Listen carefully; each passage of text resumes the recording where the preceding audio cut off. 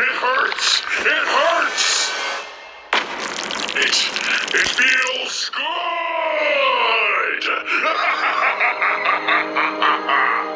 You see that, Pink? Join us. What's the matter? Scared? Where's she off to in such a hurry? Huh? Come here! This can't be happening. The Rainbow Friends can't end like this. Quickly, Pink. This way. Red? Quick, barricade the door. We should be safe in here. Your color is still intact, right? My color? What? Never mind that. What about my brother Blue? We have to go back for him. It's too dangerous. Everyone but us is an enemy. Now we have to move quickly before... Red? Oh dear. Won't you join us, Red? No!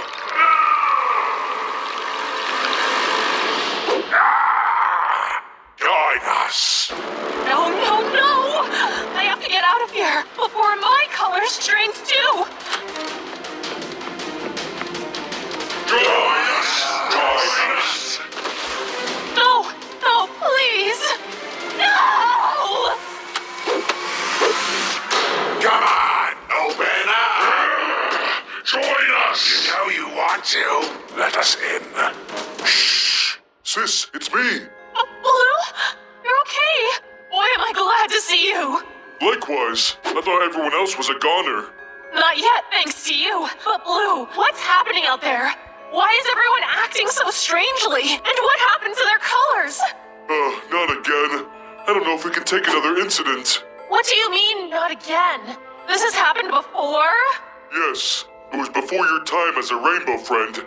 We're safe in here for now, so I might as well tell you this story so you can better understand the situation. It all started what feels like a lifetime ago now, right after Red turned us all into rainbow friends. Green, orange, purple, and I used to be normal people, as you well know.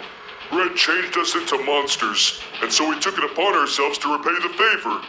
Come on, boss. Don't you want to be friends with us? Making the Rainbow Friends was his lifelong dream, but becoming one? That wasn't a part of Red's grand scheme.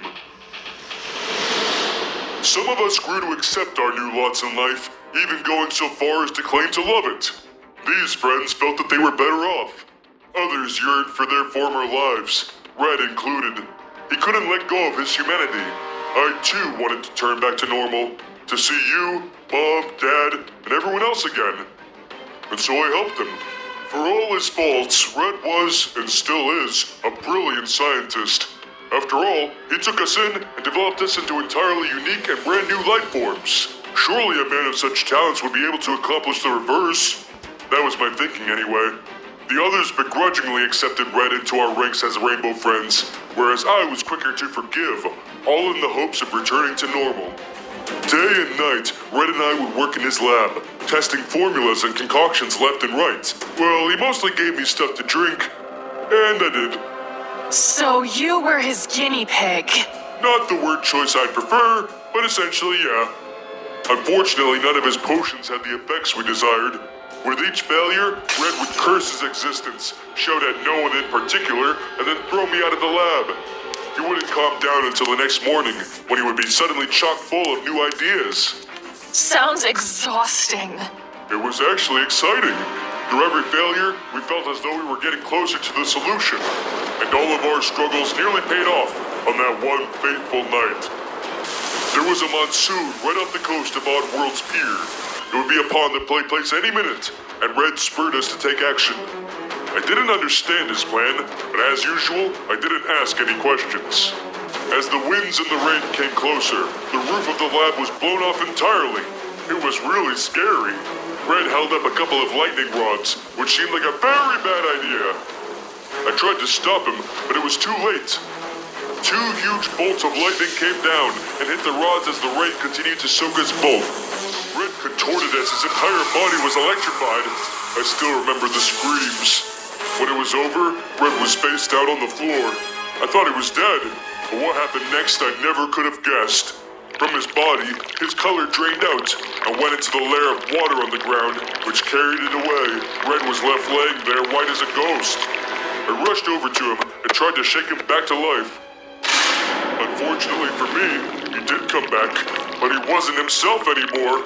The white red bit my neck, and before I knew it, my color had drained too.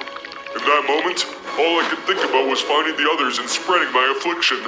I wanted to get rid of all the color in the world. Red and I were in agreement on that, and so we began to traverse the play place, looking for our next victims.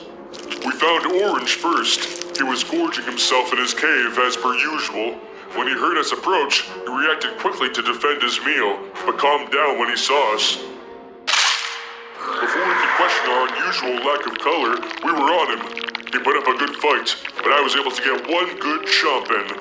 Orange yelped out in pain before his color left him too. He rose like a zombie, and then we all continued on our hunt to spread the curse. Green would be easy.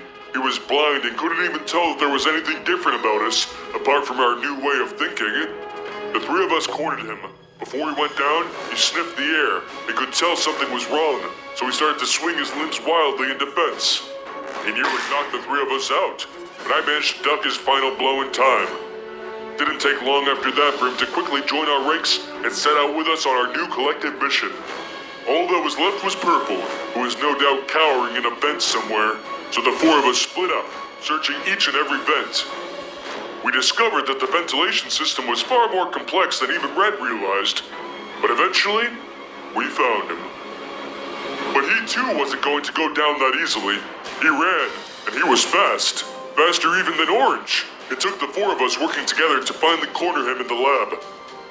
As we approached him, the rain above suddenly grew silent. Following that, the sun began to rise. From the exposed hole in the roof, the sun shone down into the lab. And as we stepped into it, our color returned. We yelped and we cried, the infection inside of us not wanting to subside. But by the time we recovered, we were fully in color again, and the threat had passed. We had won! We all breathed a silent sigh of relief. But now, the infection is back. We're all losing our color again. Yeah, but at least now we know how to cure it. We just gotta wait until the sun comes out and get them to step into it.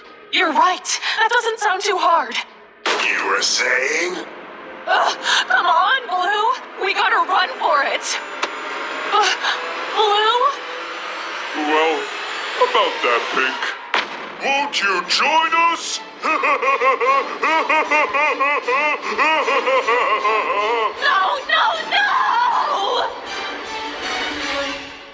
Hold your horses, Purple. You ain't going nowhere. Out of my way, lizard. Green, I'm warning you. Step aside or suffer the same fate. Come at me, and I will put you back in your proper place. Ah!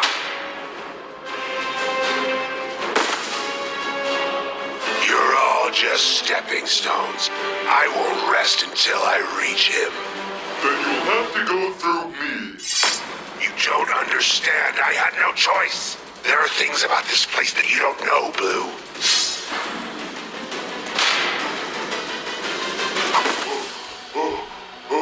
Purple, why are you fighting so hard? There must be a reason behind all this.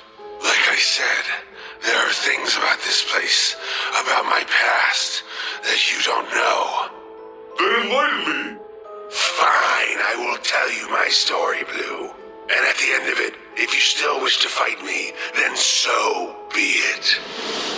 It all started on that one horrible day. The day of the fire. That was the day that I was left alone in this world. My mom, my dad, my brother. I had lost everything. My family didn't have much, and what we did have was burnt up in that flame.